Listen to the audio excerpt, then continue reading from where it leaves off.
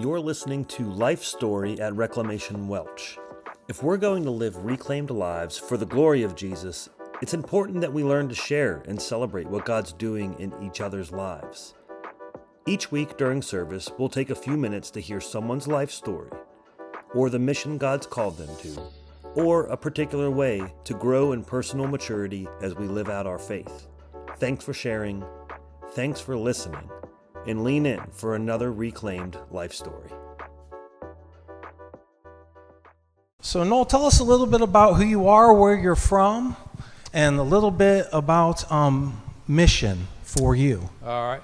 Well, I grew up in Greensboro, North Carolina, and my family attended church every Sunday, but I was like the prodigal son. You know, I went to church, I knew who God was, but I didn't have a personal relationship with him. And then when I was in college, my parents moved away, and so God kind of gave me a wake-up call. I had 3 consecutive weekends where I had a near-death experience. And I realized God is a God of second chances.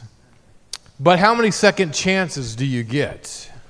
After the third one, you know, it's kind of ironic because I pulled over on the side of the road and I gave my life to Jesus Christ in my Gremlin, of all cars to give your life to Christ in. And that's where God kind of got a hold of me. I moved to California, met my wife, and then the Northridge earthquake hit. And my wife said, she's an LA girl, she said, that North Carolina sounds pretty good. So we moved to Durham, North Carolina. That's where God really got a hold of us. I went from being the pew sitter to teaching RAs in the 4th grade to being, for 4 years, a 6th grade Sunday school teacher. And then God, we ended up moving to the other side of town. We changed churches. I became the men's ministry coordinator, and then I became a deacon, and then I submitted my life to full-time ministry, quit my job at age 39, went to seminary, and that's a whole other story how God provided through that.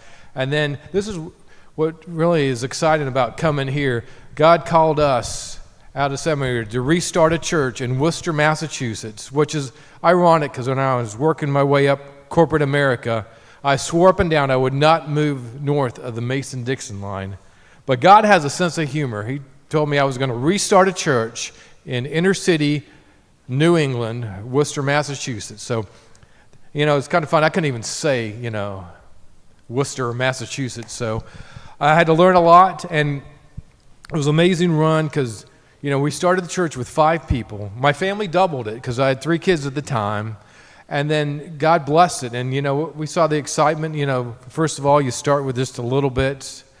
And then the next goal is you get 25 people in church. Yeah. And then when we left, the church was running over 100. They had people from Africa, from South America, Myanmar. It was a God thing. It's nothing I could have done. But my prayer a lot of time was, God, don't let me mess this up, you know, because, No, you're doing great. Go ahead. Jesus, I don't have to ask questions. You keep going like this. This is awesome. Jesus said, you know, on this rock I will build my church. You know, on this rock I will build. Whose church is it? Whose church is it? It's not your church. It's his church. You got to remember that. And he does the building. He does the building. We are to be his hands and feet. We are to be his laborers. But he does the building. And so, I'm excited about seeing how God's moving here. And gosh, what an awesome core group you have. You got a bunch of people in leadership. I'm really excited. I can't wait till come back here next year and you'll have double the congregation. I mean, God's moving here, and it's exciting to see. He is, and we're thankful to be a part of it. And so how did you end up where you are now from Massachusetts? Well, that's kind of ironic. God kind of showed me through some Bible verses, and this was hard. You know, I wanted to move to Worcester, plan my life there, and then God kind of showed me some I was praying for a new vision for the church. I said, God, please give me a new vision for the church, because I didn't want to fall into complacency. And then God took me to, the first verse he took me to is, I planted, Apollos watered, but God gives the growth. I'm like, I was the planter. Am I not supposed to be here anymore? Then he took me to Ecclesiastes. There's a season. And then he took me to Nehemiah, because I came up at the time, the big emphasis and the Southern Baptist Convention was a Nehemiah church planner. And so I went back to Nehemiah, and God kind of said, you rebuilt the walls, it's done, you're finished here. So, I'm going through a lot of turmoil, because, I invested everything, my blood, sweat, tears, money to this church. And I'm like, what am I supposed to be doing? And so I called a friend of mine in Statesville, North Carolina, because I didn't want to be, blowing smoke in case I was supposed to stay there. So I called my friend in Statesville, North Carolina. And I said, pray for me. I don't know where I'm supposed to be. And he goes, I know where you're supposed to be. You're supposed to be the director of the South Yakin Baptist Association. The position's been open for 2.5 years. And Scott Eanes, who was pastor of Fairview, is the chairman of the committee. Where Scott Eanes had sent a mission team up to me and preached revival services at our church up there. So I called Scott, sent in my resume, and there I am. So right now I'm working with 59 churches in the Mooresville, Moxville, Statesville area, and my job is I really enjoy it. I get to be a resource and encouragement to our pastors and churches. I get to go to the celebrations and that kind of fun stuff, but then I have to deal with conflict. That's not the fun stuff. But, it's fun. I enjoy what I'm doing. So pray for me that I can be an encouragement or resource to our pastors and churches. I'll definitely do that. That was going to be actually my next question. You're doing great.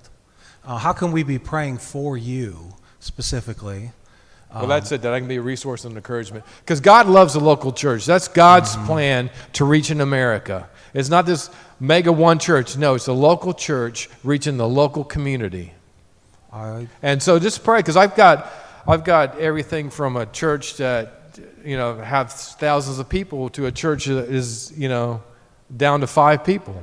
So I've got the whole aspect of it. But, God loves and has those churches there for a reason. So my goal is to help. It's interesting. You can only help those who want to be helped. So I'm looking for the green lights where we can go in, send in a team, and help restart the church. Very good. Very good. Well, can I pray for you real quick? Yeah, I appreciate that. It'd be wonderful. Would you all join me in prayer?